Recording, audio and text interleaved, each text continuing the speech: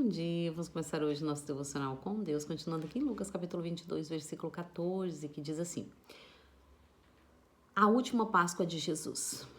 Quando chegou o momento, Jesus e seus discípulos se reclinaram à mesa. Então ele lhe revelou: Tenho desejado ansiosamente comer convosco esta Páscoa, antes da hora do meu sofrimento, pois vos afirmo que não a comerei novamente, até que se cumpra do reino de Deus.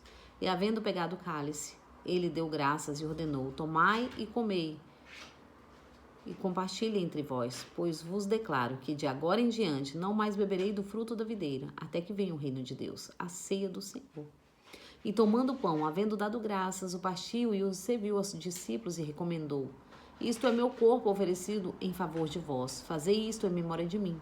Da mesma maneira, depois de cear, pegou o cálice, explicando: Este cálice significa a nova aliança do meu sangue, derramado em vosso benefício. Eis que tudo que a mão daquele que vai me trair, esta come comigo à mesa. O Filho do Homem certamente vai, conforme que está escrito. Todavia, ai daquele que por intermédio de quem ele está sendo traído.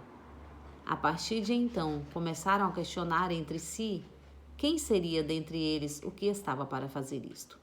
Amém, né? Aqui Jesus está falando sobre a mesa, né? Sobre a última santa ceia dele. Então ele está feliz, ele quer ali sentar à mesa com os discípulos e explicar para os discípulos, né? Que ele é o Cordeiro. Ele é o Cordeiro que trouxe paz entre Deus e o ser humano, entre Deus e o homem. E ali ele começa a falar sobre a Santa Ceia, que ele não mais comerá a Santa Ceia, até que todos estivessem com ele. Até que se cumpra no reino de Deus, né? Até que todos estivessem com ele lá nos céus. Então ele começa aqui a falar também sobre quem irá trair ele, né?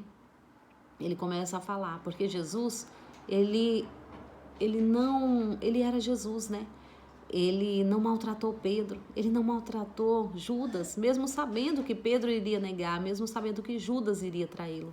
Entenda, o Senhor quer que nós sejamos como ele, que nós não olhemos para os outros, mas olhemos para nós mesmos, dentro de nós, e vemos o que podemos fazer para nos tornar cada dia mais parecido com Jesus.